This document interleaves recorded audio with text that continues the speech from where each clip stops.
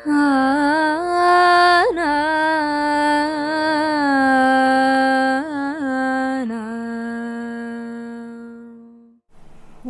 Guruvayur devotees ഓൺലൈനിലേക്ക് ഒരിക്കൽ കൂടി എല്ലാവർക്കും സ്വാഗതം. സവിതയാണ് കേട്ടോ. ശ്രീകൃഷ്ണ ഗോവിന്ദ ഹരേ മുരാരേ, ഹേ നാഥ നാരായണ വാസുദേവ. ശ്രീകൃഷ്ണ ഗോവിന്ദ ഹരേ മുരാരേ, ഹേ നാഥ നാരായണ വാസുദേവ. ശ്രീ ഗുരുവായൂരപ്പ ശരണം ഹരേ. ഇന്നത്തെ സത്സംഗത്തിലേക്ക് എല്ലാവർക്കും ഒരിക്കൽ കൂടി സ്വാഗതം. ഇന്ന് നമ്മുടെ സത്സംഗ കൃഷ്ണൻ കുഞ്ഞുണ്ണികൃഷ്ണനാണ്. രണ്ട് കൈയിലും വെണ്ണ പിടിച്ച് നിൽക്കുന്ന കുഞ്ഞുണ്ണികൃഷ്ണനെ തൊഴുത് നമസ്കരിച്ചുകൊണ്ട് നമുക്ക് ഇന്നത്തെ ചോദ്യങ്ങൾ നോക്കാം കേട്ടോ. ഇന്ന് വൈശാഖം 2ാമത്തെ ദിവസമാണ്. അപ്പോൾ എല്ലാവരും നന്നായിട്ട് നാമം ജപിക്കുന്നുണ്ടാവും എന്ന് വിചാരിക്കുന്നു. വൈശാഖം ആദ്യത്തെ ദിവസം നല്ലോണം നാമം ജപിക്കാൻ സാധിച്ചിട്ടുണ്ടാവും എന്നാണ് വിചാരിക്കണേ. നാരായണീയം വായിക്കാനും ഭാഗവതം വായിക്കാനും സഹസ്രനാമം ചൊല്ലാനും ഒക്കെ അറിയുന്നവർക്ക് അങ്ങനെയും ആവാം. ഇനി ഇതൊന്നും അറിയില്ലെങ്കിൽ നാരായണനാമം ചൊല്ലാം, ഹരിരാമമന്ത്രം ചൊല്ലാം. അതൊക്കെ ഭക്തൻ്റെ ഇഷ്ടമാണ്. ഏത് മാർഗത്തിലൂടെയാണോ ഭഗവാനോട് ചേർന്നിരിക്കാൻ സാധിക്കുന്നത് ആ മാർഗത്തിലൂടെ നിങ്ങൾ ഓരോരുത്തർക്കും ഗുരുവായൂരപ്പനോട് ചേർന്നിരിക്കാൻ സാധിക്കട്ടെ. അനേകം ഭക്തർ മെസ്സേജ് അയച്ചിട്ടുണ്ടായിരുന്നു കേട്ടോ. വൈശാഖ മാസത്തിലെ നാമജപം വെക്കാഞ്ഞത് മോശമായി, കഷ്ടമായി എന്നൊക്കെ പറഞ്ഞിട്ട് കേട്ടോ. സ്പെഷ്യൽ എപ്പിസോഡ് ഇല്ലാഞ്ഞത് മോശമായി എന്നൊക്കെ പറഞ്ഞിട്ട് കുറേ പ്രാക്ടിക്കൽ ഡിഫിക്കൽട്ടീസ് വരുന്നതുകൊണ്ടാണ് ഇല്ലാതിരിക്കുന്നത്. അതിനിടയിൽ ഒരു കമൻറ്റ് കണ്ടു. ഒരിക്കലും വന്ന വഴി മറക്കരുത്, അഹങ്കരിക്കരുത്. കഴിഞ്ഞ വൈശാഖത്തിലെ നാമജപത്തിലൂടെയാണ് ഈ ചാനൽ ഇത്രയും ഉയർന്നു വന്നത് എന്നത് മറന്നു പോകരുത് എന്ന്. അങ്ങനെയില്ല കേട്ടോ, അങ്ങനെ മറന്നതുകൊണ്ടൊന്നുമല്ല. അറിയാലോ, വെക്കേഷനല്ലേ, വീട്ടമ്മയല്ലേ, അനേകം തിരക്കുകൾ വരാലോ. പിന്നെ എന്താ വെച്ചാൽ ഓരോ ദിവസവും ഞാൻ കഴിഞ്ഞ പ്രാവശ്യമൊക്കെ ശരിക്കും ഓരോരുത്തരുടെയും നാമം ജപം ഞാൻ എൻ്റെ മനസ്സിലേക്കായിരുന്നു എടുത്തിരുന്നത്. അവർക്ക് നാമം ജപിക്കാൻ പറ്റിയില്ലെങ്കിലോ അല്ലെങ്കിൽ അവരെ ഞാൻ കുറച്ച് മടിയുള്ള ആളാണ്, അപ്പോൾ എന്നെ പോലെ മടിച്ചിരുന്നാലോ എന്നൊക്കെ വിചാരിച്ചിട്ട് എല്ലാ ദിവസവും അപ്ഡേഷൻ വേണം എന്നൊക്കെ പറഞ്ഞ് ഷാഠ്യം പിടിക്കണ പോലെ പറഞ്ഞിട്ടാണ് നമ്മൾ ആ ഒരു 5 കോടിയിലേക്ക് എത്തിച്ചത്. ഇത്തവണ എനിക്ക് തോന്നുന്നു അതൊരു ശീലമായിട്ടുണ്ടാവും എല്ലാവർക്കും. നാമജപം നമ്മളൊരു 21 ദിവസം മനസ്സിരുത്തി ഒരു കാര്യം ചെയ്താൽ അത് നമ്മുടെ ശീലമായി മാറുമെന്നാണ് ആചാര്യന്മാർ അനുസ്മരിക്കാറുള്ളത്. അപ്പോൾ അത് വെച്ച് നോക്കുകയാണെങ്കിൽ ഇതൊക്കെ നമ്മുടെ ശീലമായി മാറിയിട്ടുണ്ടാവും. അപ്പോൾ ഇനി എൻ്റെ ഒരു ഗൈഡൻസിൻ്റെയോ ഒരു ഷാഠ്യം പിടിക്കലിൻ്റെയോ ഒന്നും ആവശ്യമില്ല തോന്നുന്നു. അല്ലാതെ തന്നെ നാമം ജപിക്കാൻ എല്ലാവരും തയ്യാറാണ്. അതുകൊണ്ടുകൂടിയാണ് ഇത്തവണ അങ്ങനെ നാമജപത്തിന് ഈ ഒരു ഗുരുവായൂർ ഡിവോട്ടീസ് ഓൺലൈനിൽ സ്പെഷ്യൽ എപ്പിസോഡൊന്നും വയ്ക്കാതിരുന്നത് കേട്ടോ. അപ്പോൾ എല്ലാവരും നാമം ജപിക്കേണ്ടാവും. എനിക്കറിയാം, ഞാൻ പറയുന്നതിന് മുൻപും നിങ്ങൾ നാമം ജപിച്ചിരുന്നു, അതും എനിക്കറിയാം കേട്ടോ. നാമം ജപിച്ചതിൻ്റെ ഒരു പുണ്യമൊന്നും ഇല്ലാച്ചാൽ ഗുരുവായൂർ അമ്പലത്തിനെ കുറിച്ച് പറയണതൊന്നും കേൾക്കാൻ ആർക്കും ഇഷ്ടമുണ്ടാവില്ല. അപ്പോൾ എല്ലാവരും നാമം ജപിക്കുന്ന ആൾക്കാർ തന്നെയായിരിക്കും. എന്നാലും നമ്മൾ കൂട്ടായിട്ടൊരു പ്രാർത്ഥന എന്നുള്ള രീതിയിൽ കഴിഞ്ഞ വർഷം നല്ലോണം എഫേർട്ട് എടുത്തിട്ടുണ്ടായിരുന്നു. ഇത്തവണ അത് ഗുരുവായൂരപ്പൻ മാറ്റിയതായിരിക്കും, അല്ലാതെ അഹങ്കാരം കൊണ്ടോ വന്ന വഴി മറന്നിട്ടോ അങ്ങനെയൊന്നും അല്ല. അങ്ങനെയൊന്നും വിചാരിക്കരുത് കേട്ടോ. അപ്പോൾ എല്ലാവരും ജപിക്കൂ. പിന്നെ കുറേ സജഷൻസ് വന്നത് വൈശാഖം അവസാനിക്കുന്ന ദിവസം അപ്ഡേഷൻ തരട്ടെ, കുട്ടി അത് കാൽക്കുലേറ്റ് ചെയ്ത് നോക്കിക്കോളൂ എന്നിട്ട് പറഞ്ഞോളൂ എന്ന് പറയുന്നുണ്ട് കേട്ടോ. അത് നല്ല സജഷനാണ്. വൈശാഖം അവസാനിക്കുന്ന ദിവസം നമുക്ക് ഇങ്ങനെ ഒരു എപ്പിസോഡ് ഉണ്ടെങ്കിൽ അതിൻ്റെ താഴെ എന്തായാലും കമൻറ്റ് ചെയ്യൂ. അപ്പോൾ നമുക്ക് കാൽക്കുലേറ്റ് ചെയ്തിട്ടോ അതിൻ്റെ അടുത്ത ദിവസം എല്ലാവരിലേക്കും എത്തിക്കാം എന്ന് വിചാരിക്കുന്നു കേട്ടോ. ആദ്യത്തെ ചോദ്യം, സുധാശങ്കർ എന്നൊരു ഭക്ത ചോദിച്ചിട്ടുണ്ട്, നാരായണാലയത്തിനെ പറ്റി ഒന്ന് പറയുമോ എന്ന്. നാരായണാലയം എന്ന് പറയുന്നത് ഗുരുവായൂർ ക്ഷേത്രത്തിലെ രുദ്രതീർത്ഥ കുളത്തിനെ അഭിമുഖീകരിച്ച് നിൽക്കുന്ന വടക്ക് വശത്ത് നിൽക്കുന്ന ഒരു കെട്ടിടമാണ് നാരായണാലയം. ഇവിടുത്തെ പ്രത്യേകത എന്താണെന്ന് വെച്ചാൽ സർവ്വസമയവും നാമജപം നടക്കുന്ന സ്ഥലമാണ് നാരായണാലയം. തിരുനാമാചാര്യൻ എന്ന ഭക്തർ വളരെ പ്രത്യേകത്തോടുകൂടി വിശേഷിപ്പിച്ചിരുന്ന ആഞ്ഞം മാധവൻ നമ്പൂതിരിയുടെ ഒരു വെണ്ണക്കൽ ശില്പം അവിടെ കാണാൻ സാധിക്കും. ആരാണ് ആഞ്ഞം മാധവൻ നമ്പൂതിരി എന്ന് ചോദിച്ചാൽ, ആശ്രയിച്ചോളൂ ഗുരുവായൂരപ്പനെ, വിട്ടുകളയേണ്ട ഗുരുവായൂരപ്പനെ, മുറുക്കി പിടിച്ചോളൂ നാരായണ നാമത്തിലൂടെ എന്ന് ഭക്തരെ പറഞ്ഞ് പഠിപ്പിച്ച മഹത് വ്യക്തിയാണ് ആഞ്ഞം മാധവൻ നമ്പൂതിരി. പ്രാതസ്മരണീയനാണ് അദ്ദേഹം. അപ്പോൾ അദ്ദേഹം ആണ് ആദ്യം എന്ന് പറയാൻ പറ്റില്ല, എന്നാലും ഗുരുവായൂരിൽ ഒരു തലമുറയെ മുഴുവൻ നാമം ജപിക്കാൻ പഠിപ്പിച്ചത് അദ്ദേഹമാണ്. അപ്പോൾ അദ്ദേഹത്തിൻ്റെ ആ ഒരു അനുസ്മരണാർത്ഥമാണ് അവിടെ ഇപ്പോഴും നാരായണാലയം ഉള്ളത്. മറ്റൊരു പ്രത്യേകത, അവിടെ പൂന്താനം വെച്ച് ആരാധിച്ചിരുന്ന വിഗ്രഹം ഇപ്പോഴും അവിടെ ഉണ്ട് കേട്ടോ. ആ വിഗ്രഹത്തിൻ്റെ പ്രത്യേകത അന്ന് നമ്മൾ ഇതിനു മുമ്പത്തെ പൂന്താന ദിനത്തിൻ്റെ അന്ന് അവിടെ പോയി വീഡിയോ എടുത്തിട്ട് എല്ലാവരിലേക്കും എത്തിച്ചിരുന്നു. സന്മയാനന്ദ സരസ്വതി അദ്ദേഹമാണ് ഇപ്പോൾ അവിടെ നോക്കുന്നത്. നല്ലേപ്പിള്ളി ആശ്രമത്തിലെ ആ ഒരു സന്യാസിയാണ്. ഇപ്പോൾ അദ്ദേഹമാണ് അവിടെ ഉള്ളത്. അപ്പോൾ അദ്ദേഹം നമുക്ക് കുറേ വിവരങ്ങൾ തന്നിരുന്നു കേട്ടോ. അദ്ദേഹം പറഞ്ഞിരുന്നു പൂന്താനത്തിൻ്റെ ഈ ഒരു വിഗ്രഹം, ഈ ഒരു ഉണ്ണികൃഷ്ണൻ്റെ വിഗ്രഹത്തിൻ്റെ പ്രത്യേകത, പ്രത്യേകിച്ച് ഒന്നും വേണ്ട അദ്ദേഹത്തിന്, നേദ്യം വേണ്ട, അല്ലെങ്കിൽ പൂജ വേണ്ട, ഒന്നും വേണ്ട, നാമജപം കേട്ടാൽ മതി എന്നാണ്. അതുകൊണ്ടാണ് നാരായണാലയത്തിൽ അവിടെ അദ്ദേഹത്തിൻ്റെ ആ ഒരു വിഗ്രഹം കാണുന്നത്. എപ്പോഴും നാമജപം കേൾക്കുന്ന സ്ഥലത്ത് വേണം ഈ ഒരു വിഗ്രഹം സൂക്ഷിക്കാൻ എന്നായിരുന്നു അത്രേ അന്നത്തെ ആ ഒരു ജ്യോതിസ്യ പ്രവചനം ഉണ്ടായത്. അതിനോടനുബന്ധിച്ചാണ് ആ ഒരു വിഗ്രഹം അവിടെ സൂക്ഷിക്കാൻ തീരുമാനിച്ചത്. എപ്പോഴും നാമജപം നടക്കുന്ന സ്ഥലമല്ലേ. അപ്പോൾ ഇനി വരണ സമയത്ത് ഓരോരുത്തരും വന്ന് കാണേണ്ടത് തന്നെയാട്ടോ. അന്നലക്ഷ്മി ഹാളിലേക്ക് പ്രസാദോട്ടം കഴിക്കാൻ പോകുന്ന സമയത്ത് നോക്കിയാൽ കാണാം നമുക്ക് നാരായണാലയം അവിടെ ആ ഒരു ഭാഗത്താണ് ഉണ്ടാവുക. അപ്പോൾ ഒന്ന് കയറി തൊഴുത് നമസ്കരിച്ച് ഒരു 10 നാമം ചൊല്ലി പോയിക്കോളൂ. അതും വലിയ പുണ്യമായിരിക്കും എന്നാണ് തോന്നുന്നത്. അടുത്ത ചോദ്യം, സുജാത പി എന്നൊരു ഭക്ത, ഞാൻ മെസ്സേജ് വായിക്കാം. സവിതമോളെ, തിരുവാറന്മുല പാർത്ഥസാരഥി അമ്പലത്തിനെ പറ്റി കേട്ടിട്ടുണ്ടോ? വരൂ ഒരു ദിവസം. ഉത്രട്ടാതി വള്ളംകളി ഫേമസ് ആണ്. അമ്പലപ്പുഴ വരുമ്പോൾ വരാൻ ഡിസ്റ്റൻസ് കുറവാണ്. കേട്ടിട്ടുണ്ട് കേട്ടോ, ഞാൻ ഒരുപാട് കേട്ടിട്ടുണ്ട്. വീഡിയോസിൽ ഞാൻ കണ്ടിട്ടുണ്ട്. തിരുവാറന്മുള അപ്പനെക്കുറിച്ച് ഞാൻ കേൾക്കുന്നുണ്ടായിട്ടുണ്ട്. എനിക്ക് വന്ന് തൊഴണമെന്ന് ആഗ്രഹമുള്ള അമ്പലങ്ങളിൽ ഒന്ന് തന്നെയാണ്. ഇങ്ങനെ എന്നെ കുറേ പേര് ക്ഷണിക്കണ്ട കേട്ടോ. എനിക്ക് വലിയ സന്തോഷം തോന്നുന്നു ഇങ്ങനെ ക്ഷണിക്കണേട്ടാ. ഇപ്പോൾ പക്ഷേ ക്ഷണിച്ചിട്ടും എനിക്ക് എത്താൻ പറ്റാത്ത കുറേ സ്ഥലങ്ങളുണ്ട്. ഇപ്പോൾ അടുത്ത് ഹരിപ്പാട് അവിടെ ഒരു സുബ്രഹ്മണ്യ സ്വാമി ക്ഷേത്രത്തിലെ ഉത്സവം നടന്നുകൊണ്ടിരിക്കുകയായിരുന്നു. അപ്പോൾ എന്നെ വിളിച്ചിട്ടുണ്ടായിരുന്നു, പക്ഷേ എനിക്ക് പോകാൻ പറ്റിയില്ല. അപ്പോൾ ഓരോരോ കാരണങ്ങൾ കൊണ്ട് ചിലപ്പോൾ നമുക്ക് സാധ്യമല്ലാതെ വരും. അവിടെയുള്ള ആ ഈശ്വരൻ തന്നെ വിചാരിക്കണം നമ്മൾ അങ്ങോട്ട് എത്തണമെങ്കിൽ. അത് ഏത് ദേവിയാണെങ്കിലും ദേവനാണെങ്കിലും നമ്മുടെ ഉണ്ണികൃഷ്ണൻ്റെ അനുഗ്രഹം ഉണ്ടാവണം, എന്നാലേ എത്താൻ പറ്റുള്ളൂ അല്ലേ. എന്തായാലും ഉണ്ണികൃഷ്ണനോട് പറയൂട്ടോ എന്നെ ഒന്ന് അവിടെയും കൂടി വന്ന് തൊഴാനുള്ള അനുവാദം തരണേന്ന് പ്രാർത്ഥിക്കണം. ഒപ്പം ഈ ഒരു ക്ഷണത്തിന് ഒരുപാട് നന്ദിയുണ്ട് കേട്ടോ. അടുത്ത ചോദ്യം, ധനേഷ് മുരളി എന്നൊരു ഭക്തൻ ചോദിച്ചിട്ടുണ്ട്. അസ്മിൻ പരാത്മൻ അനുപാത്മകൽപ്പേ എന്ന് തുടങ്ങുന്ന ആ ശ്ലോകം അത് മാത്രം എഴുതി സമർപ്പിക്കാൻ പറ്റുമോ എന്നാണ് ചോദ്യം കേട്ടോ.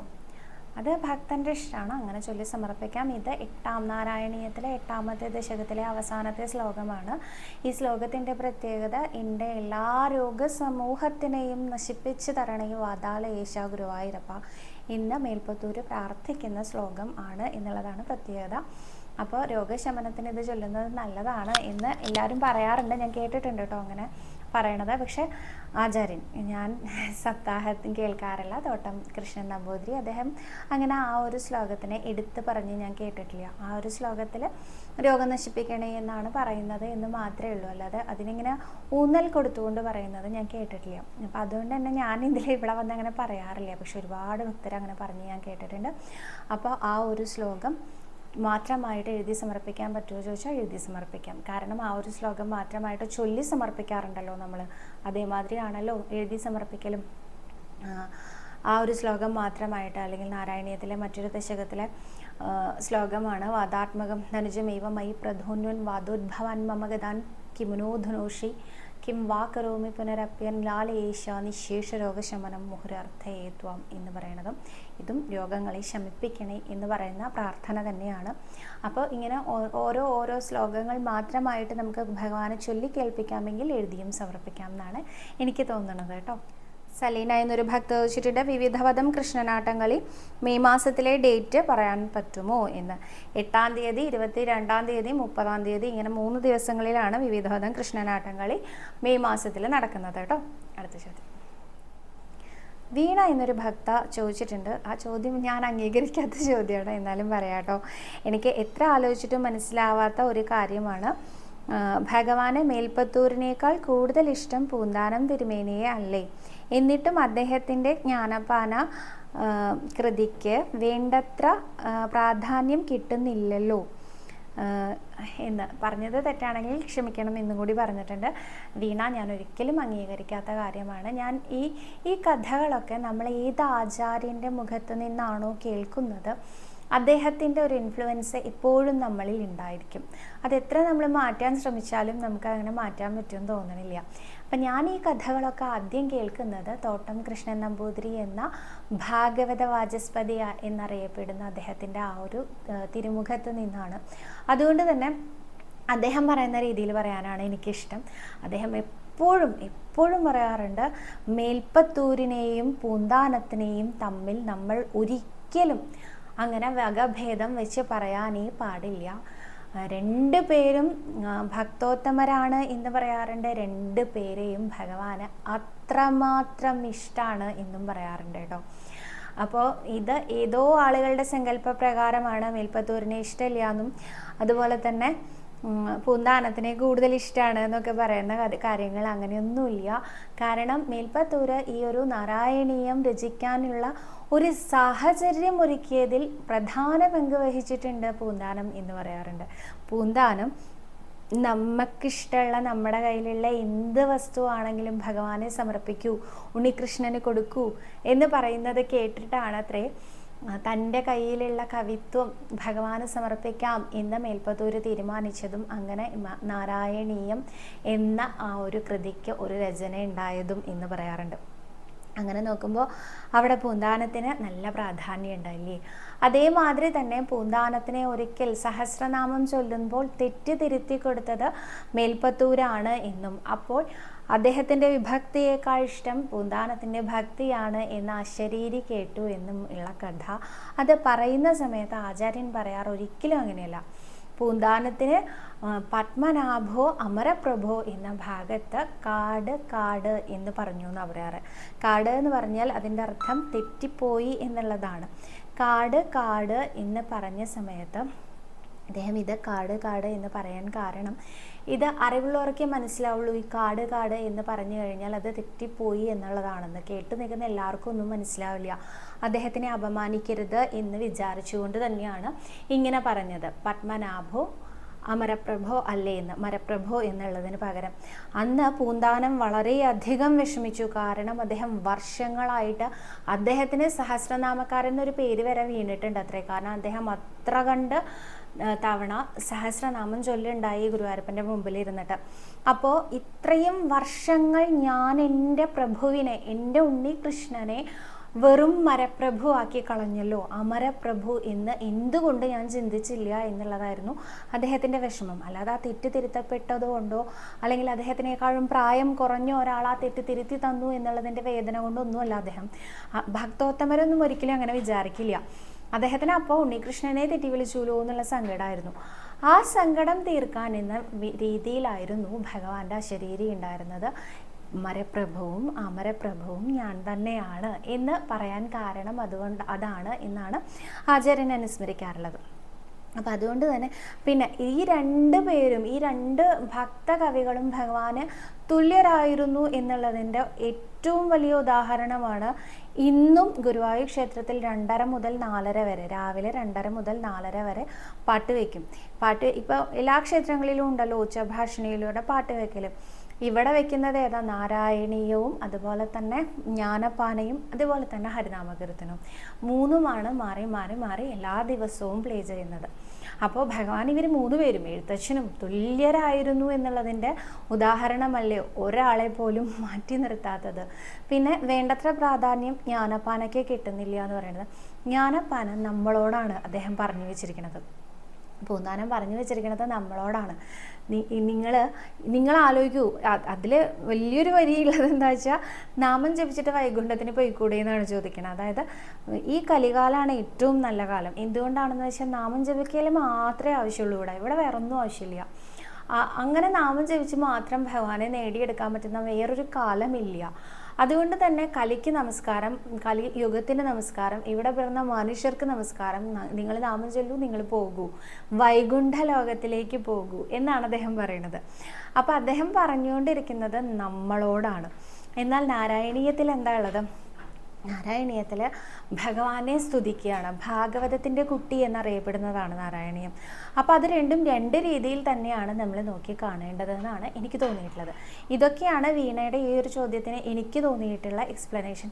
ഈ അടുത്ത കാലത്ത് ഞാൻ മറ്റൊരു കഥയും കൂടി കേട്ടു. അതും യൂട്യൂബർ പറഞ്ഞാൽ ഞാൻ കേട്ടത്. എനിക്ക് വളരെയധികം സങ്കടം തോന്നി അങ്ങനെ ഒരു കഥ കേട്ടപ്പോൾ. വേറൊന്നുമല്ല, പൂന്താനവും അതുപോലെ തന്നെ മേൽപ്പത്തൂരും തമ്മിലുള്ള മറ്റൊരു സംഭാഷണ ശകലം എന്ന രീതിയിലാണ് പ്രസൻറ്റ് ചെയ്തിരിക്കുന്നത്. അത് ആളൊന്നുമില്ല കേട്ടോ, പ്രസൻറ്റ് ചെയ്ത ഒരു എന്താ പറയുക, ഇപ്പോൾ AI ഇമേജസൊക്കെ വെച്ചിട്ട് വരുമല്ലോ, അങ്ങനെ വന്നൊരു കഥയാണ്. ഒരിക്കൽ പൂന്താനം മേൽപ്പത്തൂരിനോട് ചോദിച്ചു, ഭഗവാൻ എങ്ങനെ ഇരിക്കുന്ന, ഭഗവാൻ ഇരിക്കുന്നത് ഒരു ചട്ടി എരുമയുടെ പോലെയാണെന്ന് അദ്ദേഹം മറുപടി പറഞ്ഞു, ദേഷ്യപ്പെട്ടു എന്നൊക്കെ പറഞ്ഞിട്ട്. അങ്ങനെ ഒരു കഥയുണ്ട്, അത് ഞാൻ കേട്ടിട്ടുള്ള കഥ തന്നെയാണ്. പക്ഷെ ഒരിക്കലും പൂന്താനവും മേൽപ്പത്തൂരും തമ്മിലുള്ള ഒരു സംഭാഷണ ശകലമല്ല അത്. കാരണം പൂന്താനം ഭാഗവതം അറിയുന്ന ആളാണ്. ഭാഗവതം അറിയുന്ന ഒരാചാര്യന് ഒരിക്കലും ഭഗവാൻ ഇങ്ങനെ ഇരിക്കുന്നു എന്ന് മറ്റൊരാളോട് ചോദിക്കേണ്ടി വരില്ല.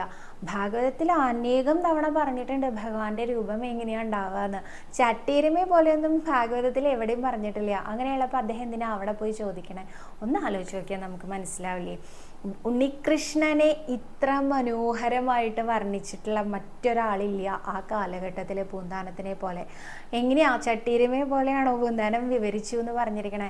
അല്ല, ഉണ്ണികൃഷ്ണനെ കാണാൻ എങ്ങനെ ഇരിക്കുന്നു. അദ്ദേഹത്തിൻ്റെ, ഞാൻ കഴിഞ്ഞ ദിവസം പറഞ്ഞിരുന്നു ഒരു കഥ, രുക്മിണി പ്രണയ കലഹം കഥ.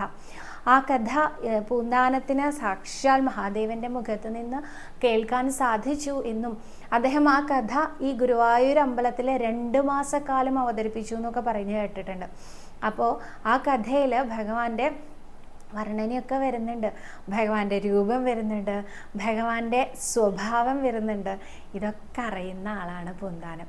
മേൽപ്പത്തൂരിനേക്കാളും എത്രയോ പ്രായത്തിൽ കൂടുതലുള്ള ആളാണ്. അപ്പോൾ അദ്ദേഹം ഒരിക്കലും എങ്ങനെ ഇരിക്കും ഭഗവാൻ എന്ന് മേൽപ്പത്തൂരിനോട് പോയി ചോദിക്കില്ല. ചോദിച്ചാൽ തന്നെ അദ്ദേഹം ഒരിക്കലും ചട്ടേരിമയെ പോലെയാണ് ഭഗവാൻ എന്ന് പറഞ്ഞു കൊടുക്കില്ല. ഈ ഇത്ര മനോഹരമായിട്ട് 2ാമത്തെ ദശകത്തിലും 100ാമത്തെ ദശകത്തിലും നാരായണീയത്തിൽ ഭഗവാനെ ഇങ്ങനെ വർണ്ണിച്ചെഴുതി വെച്ചിരിക്കുന്ന മേൽപ്പത്തൂരിന് ഒരിക്കലും പൂന്താനത്തിൻ്റെ മുഖത്ത് നോക്കിയിട്ട് ചട്ടിയരുമ്പയാണ് എന്ന് പറയാൻ സാധിക്കില്ല എന്ന് തന്നെയാണ് എനിക്ക് തോന്നുന്നത്.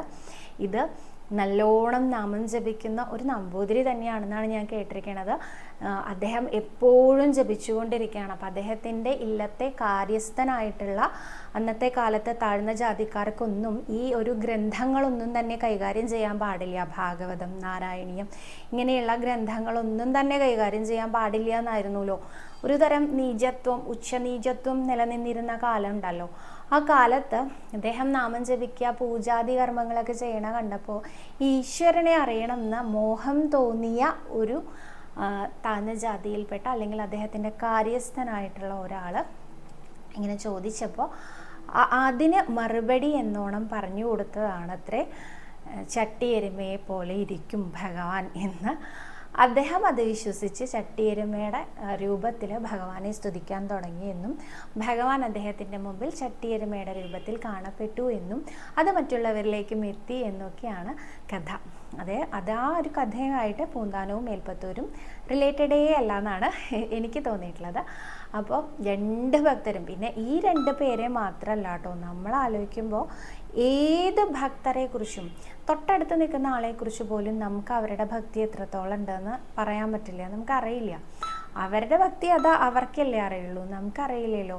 അപ്പോൾ എൻ്റെ ചേച്ചിയുടെ മോളുണ്ട്, മൂത്താള് കൃഷ്ണ എന്നാ പേര്. കൃഷ്ണ ഇപ്പോൾ 20 വയസ്സാണ് കൃഷ്ണയ്ക്ക്. കൃഷ്ണ എല്ലാ ദിവസവും അമ്പലത്തിൽ പോയി തൊഴും. ഏതെങ്കിലും ദിവസം തൊഴാൻ സാധിക്കാതെ വന്നാൽ, ഏതെങ്കിലും കാരണവശാൽ ഇപ്പോൾ പുണ്യാഹാവേ അങ്ങനെ എന്തെങ്കിലുമൊക്കെ ആയാൽ കുട്ടിക്ക് ഭയങ്കര വിഷമമാണ്. ഇവിടെ വന്നിങ്ങനെ ഗുരുവായൂരപ്പനെ ചീത്ത പറയണ കേൾക്കാം. എന്നാലും എന്നെ തൊഴിച്ചില്ലല്ലോ, എന്തുകൊണ്ട് അങ്ങനെ ചെയ്തതെന്നൊക്കെ ചോദിച്ചിട്ട് ഇങ്ങനെ ഭയങ്കര ചൂടായി ഒക്കെ വർത്താനം പറയണ കേൾക്കുമ്പോൾ ഞാൻ ചോദിക്കും, കുട്ടി ആരോടായി പറയണേ ചോദിക്കുമ്പോൾ, ഞാൻ ആരോടാ പറയുക, ഞാൻ ഗുരുവായൂരപ്പനോട് വേറെ ആരോട് പറയാനാന്ന് പറയും. അപ്പോൾ എനിക്ക് സങ്കടം വരും ഇടയ്ക്ക്, ഈ കുട്ടി എന്താ ഇത്രയും ചീത്ത പറയണേന്ന്. അപ്പം ഞാൻ ചോദിക്കും, എന്താ കുട്ടി ഇങ്ങനെ ചീത്ത പറയാൻ പാടുമോ ചോദിച്ചാൽ, ചീറ്റെ ഇതെൻ്റെ കൃഷ്ണനാണ്, എൻ്റെ ഗുരുവായൂരപ്പനാണ്, എൻ്റെ ഗുരുവായൂരപ്പനോട് ഞാൻ ഇങ്ങനെ സംസാരിക്കും എന്ന് പറയും. അപ്പോൾ അത് ഓരോരുത്തർക്കും ആ കുട്ടിയുടെ ഉള്ളിൽ എത്രത്തോളം ഗുരുവായൂരപ്പൻ ഉണ്ടെന്നുള്ളത് എനിക്ക് പറയാൻ പറ്റില്ല. അത് ഗുരുവായൂരപ്പനും ആ കുട്ടിയും തമ്മിലുള്ള ബന്ധമാണ്. അതേമാതിരി തന്നെയാണ് ഞാനും എൻ്റെ ഗുരുവായൂരപ്പനും എത്രത്തോളം അറ്റാച്ച്ഡ് ആണ് എന്നുള്ളത് 3ാമത്തെ ഒരാൾക്ക് അറിയുണ്ടാവില്ല. അപ്പോൾ നമ്മൾ മറ്റൊരാളുടെ ഭക്തിയെക്കുറിച്ച് പറയുകയേ ചെയ്യരുത്. ഗുരുവായൂരപ്പന് ആ ഒരു ഭക്തനെ ഭയങ്കര പ്രിയമാണ്, ഈ ഒരു ഭക്തനെ പ്രിയമാണ്, അങ്ങനെ പറയരുത്. അതിന് മറ്റൊരു ഉദാഹരണമാണ് പ്രഹ്ലാദപ്രിയ ഹേ മരുൾപുരപദേ എന്ന് പറഞ്ഞിട്ട് 25ാമത്തെ ദശകം അവസാനിക്കുന്ന സമയത്ത് മേൽപ്പത്തൂര് പറഞ്ഞു അത്രേ, പ്രഹ്ലാദനെ മാത്രമേ ഇഷ്ടമുള്ളൂ ഗുരുവായൂരപ്പനെന്ന്. അത് അദ്ദേഹത്തിൻ്റെ വാതരോഗം കുറച്ച് കൂടിയ സമയത്ത് പറഞ്ഞതാണ് കേട്ടോ. പക്ഷേ അവസാനത്തെ ദശകമായപ്പോഴേക്കും ഭഗവാൻ എല്ലാം നൽകി അനുഗ്രഹിച്ചില്ലേ മേൽപ്പത്തൂരിനെ. അപ്പം മേൽപ്പത്തൂരിനെ തിരുത്തി പറഞ്ഞേ പറ്റൂ എന്നുള്ളതായില്ലേ. ഭഗവാൻ അങ്ങനെ ഒരാളോട് പക്ഷാഭേദം അങ്ങനെയല്ല. എന്നെ അനുഗ്രഹിക്കുന്ന രീതിയിലാവില്ല മറ്റൊരാളെ അനുഗ്രഹിക്കുന്നത്. അതിപ്പം നമ്മൾ വിളിക്കുന്ന രീതിയും വ്യത്യാസം ഉണ്ടാവില്ലേ. അപ്പോൾ ഒരു കമ്പാരിസനും വേണ്ട കേട്ടോ. രണ്ടുപേരും ഉത്തമരായ ഭക്തരാണ്. അടുത്ത ചോദ്യം. ഞാൻ കുറേ അധികം സംസാരിച്ചു അല്ലേ. മേൽപ്പത്തൂരിനെയും പൂന്താനത്തിനെയൊക്കെ പറ്റി പറഞ്ഞാൽ എങ്ങനെയാണ് നിർത്താൻ പറ്റിയാലേ നമുക്ക്. അടുത്ത ചോദ്യം. ആദിദേവ് എന്നൊരു ഭക്തൻ ചോദിച്ചിട്ടുണ്ട്, പുസ്തകം കൊണ്ട് തുലാഭാരം ചെയ്യാൻ പുസ്തകം അവിടെ കിട്ടുകയില്ലേ, റേറ്റ് എങ്ങനെയാണെന്ന്. പുസ്തകം ഇവിടെ കിട്ടും. നോട്ട് ബുക്ക് കൊണ്ട് തുലാഭാരം എന്ന് പറഞ്ഞാൽ കിലോയ്ക്ക് 30 രൂപയാണ് കേട്ടോ കണക്ക്. അപ്പോൾ നമ്മൾ മേടിച്ചു കൊണ്ടുവരേണ്ട ആവശ്യമില്ല.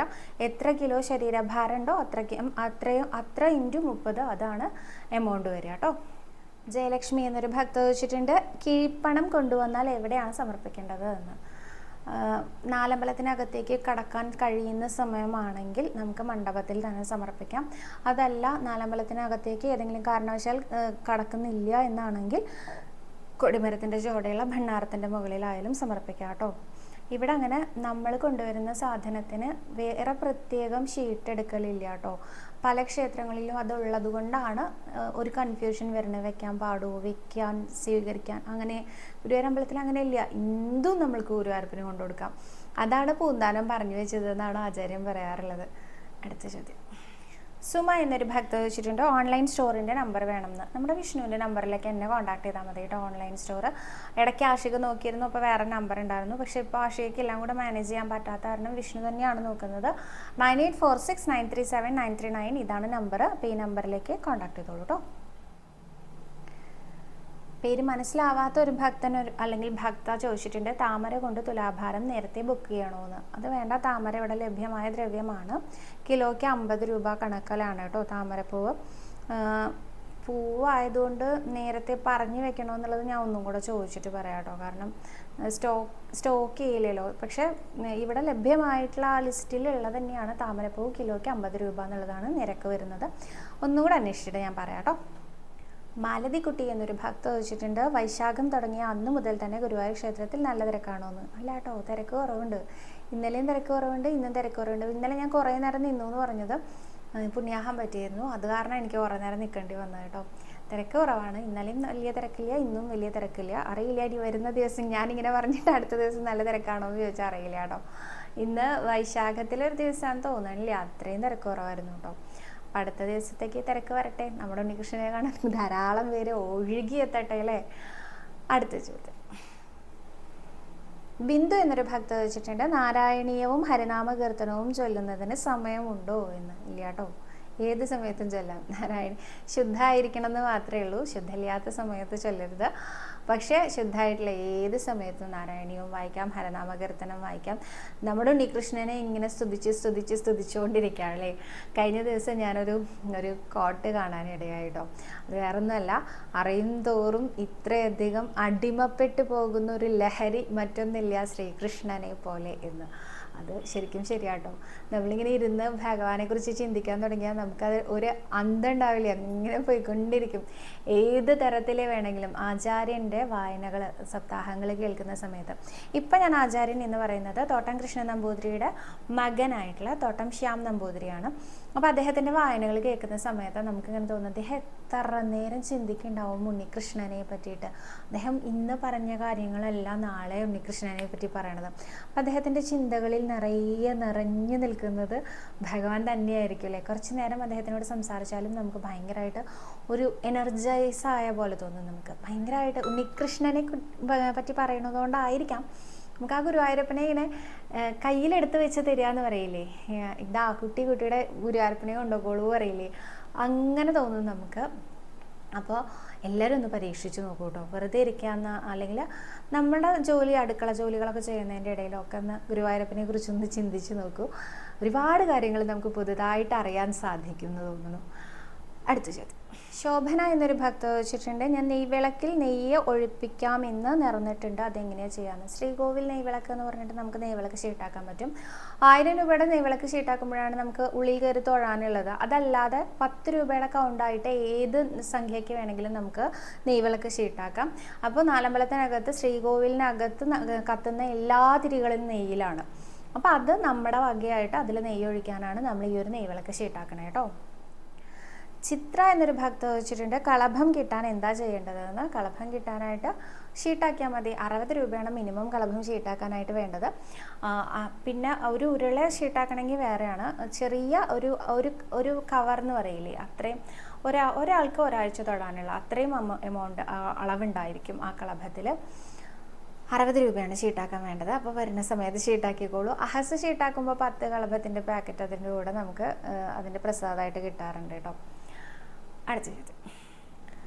അപ്പോൾ ഇന്ന് അത്രയും ചോദ്യങ്ങൾ എടുത്തുള്ളൂ. ഞാൻ പൂന്താനത്തിനെയും മേൽപ്പത്തൂരിനെയും കുറിച്ച് സംസാരിച്ച് ഒരുപാട് സമയം എടുത്ത കാരണം കൊണ്ട് ഇന്ന് ഞാൻ ചോദ്യങ്ങളുടെ എണ്ണം കുറച്ചതാട്ടോ. ഒരുപാട് പേര് ചോദ്യം ചോദിച്ചിട്ടുണ്ട്. ഞാൻ എല്ലാം സ്ക്രീൻഷോട്ട് എടുത്ത് വെച്ചിട്ടുണ്ട്. നാളെ അതിൻ്റെ ആൻസറൊക്കെ ഞാൻ കൊണ്ടുവരാം. ഇന്ന് പുതിയ ചോദ്യങ്ങളുണ്ടെങ്കിൽ ചോദിച്ചോളൂ. ഇന്നലെ ചോദിച്ച ചോദ്യങ്ങളൊക്കെ ഞാൻ കണ്ടിട്ടുണ്ട് കേട്ടോ. അപ്പോൾ അതൊക്കെ കൊണ്ട് ഞാൻ നാളെ വരാം എന്ന് വിചാരിക്കണു. അപ്പോൾ കൂടുതൽ എല്ലാവരും നാമം ജപിക്കൂ. സർവരോഗ വിനാശന, സർവപാപ വിനാശന, സർവ ദുഃഖ വിനാശന, സർവസൗഖ്യപ്രദായക ശ്രീ ഗുരുവായൂരപ്പ ശരണം.